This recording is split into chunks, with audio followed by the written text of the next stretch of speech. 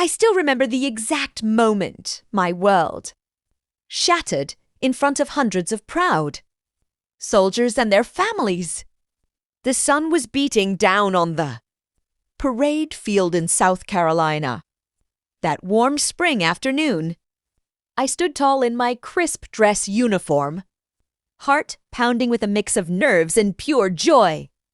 After hard years at the academy, years of pushing through doubt, exhaustion, and whispered comments that I only got this far because of family connections, I was finally being commissioned as a second lieutenant in the United States Army. My mother sat in the front row, dabbing her eyes with a tissue, smiling like she always did when she wanted the world to believe everything was perfect. Beside her was my stepfather, Cruz, the man who had entered our lives when I was just 14. Tall, charming on the surface, with that military bearing he loved to show off, even though he had never served a day in uniform. He always called me his little soldier girl in public. In private, it was a different story. But that day, I pushed those old memories aside. I wanted to believe we had moved past the years of tension, the constant criticism, the way he tried to control every part of my life. I wanted to believe that today was about me, my achievement, my future. General, a respected 3-star officer who had taken a special interest in my leadership during training, stood beside me on the stage. He placed the gleaming bars on my shoulders and shook my hand firmly. "Lieutenant," he said with quiet pride, "the Army is lucky to have you." The crowd erupted in applause. I turned toward my family, smiling through happy tears. And that's when I saw it. My stepfather wasn't clapping. He rose slowly from his seat, his face twisted in something dark I couldn't quite read. His hand slipped inside his jacket. A glint of metal caught the sunlight. A single, sharp crack split the air. Pain exploded in my hip. I staggered, feeling warm blood soak through my uniform. Screams erupted around me. But all I could hear was my own heartbeat thundering in my ears. I looked down at the growing red stain and then back at him. He stood there, gun still raised, shouting something I couldn't make out over the chaos. His eyes were locked on me with pure resentment. I collapsed to one knee, bleeding on the stage of the biggest day of my life. And that's when everything changed. In the days that followed, the truth began to bleed out, just like the wound in my hip. I lay in the hospital bed, staring at the ceiling, replaying that moment over and over. The doctor said the bullet had missed anything vital by inches. I was lucky, they said. But luck felt like a cruel joke when the person who pulled the trigger was the man my mother had chosen to marry. At first, everyone was in shock. My mother rushed to my side, crying, holding my hand, whispering that it must have Bananaxton, cleaning his gun that morning, and it just went off. But her eyes couldn't hide the fear. She knew. Deep down, she had always known who he really was. The investigation started quickly because it happened in front of so many military witnesses.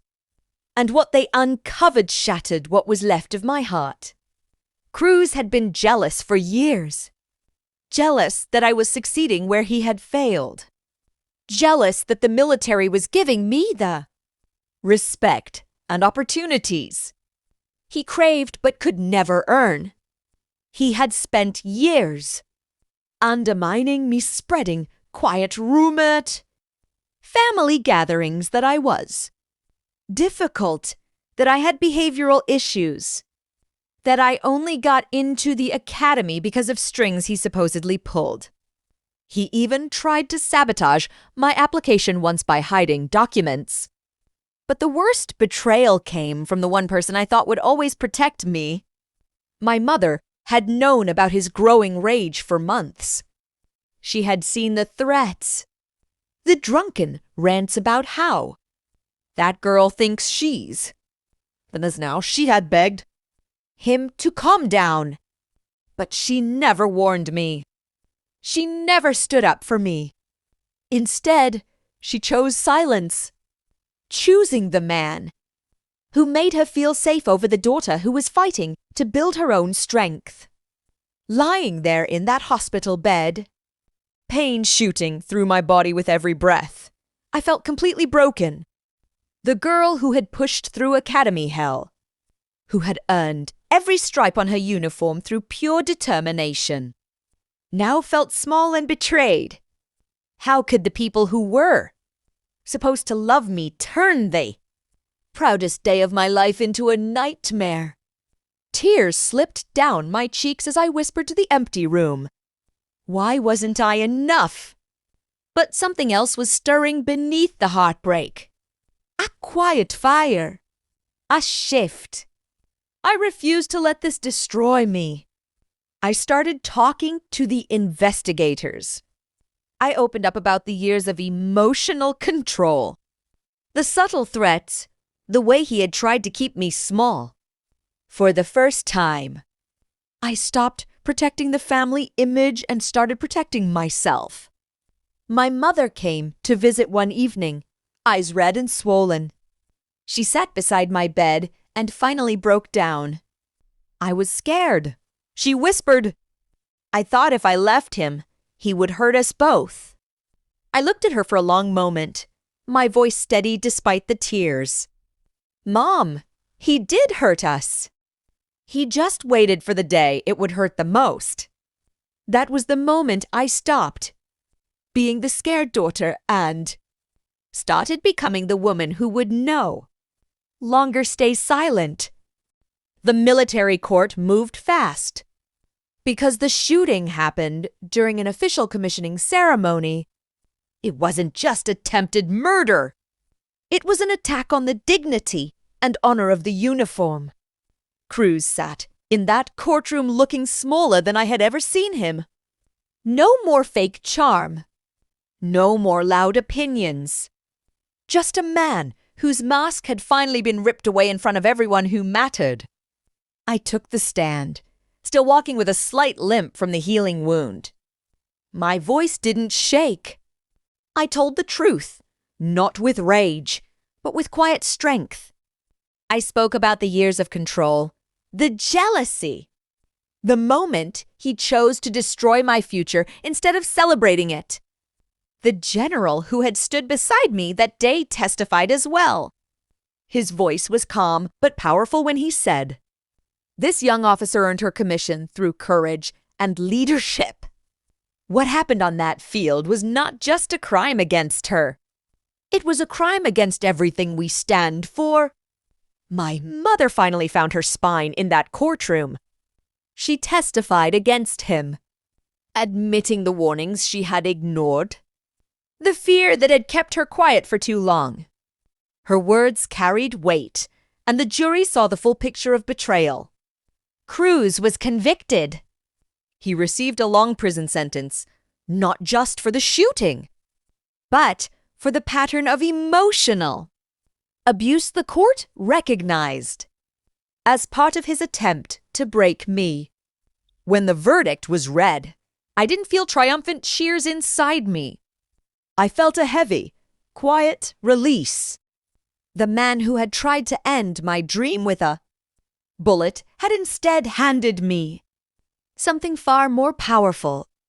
My voice, my freedom, and the truth. In the months that followed, I healed. My body grew stronger. My rank meant something deeper now. And my relationship with my mother. It's still being rebuilt, one honest conversation at a time. She is learning what real love and protection look like. Today, When I stand in formation or pin on my bars each morning, I carry a small scar on my hip as a reminder, not of pain, but of resilience.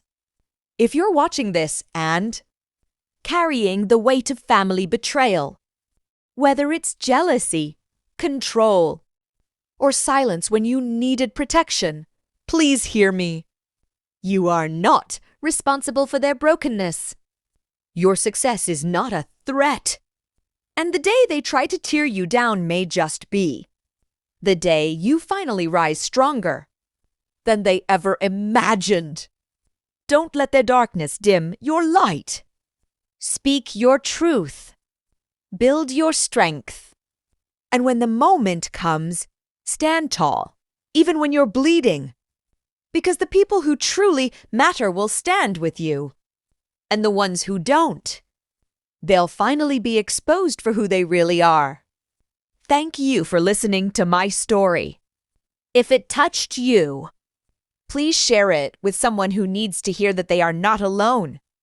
Until next time, stay strong, stay true, and never let anyone steal your commissioning day.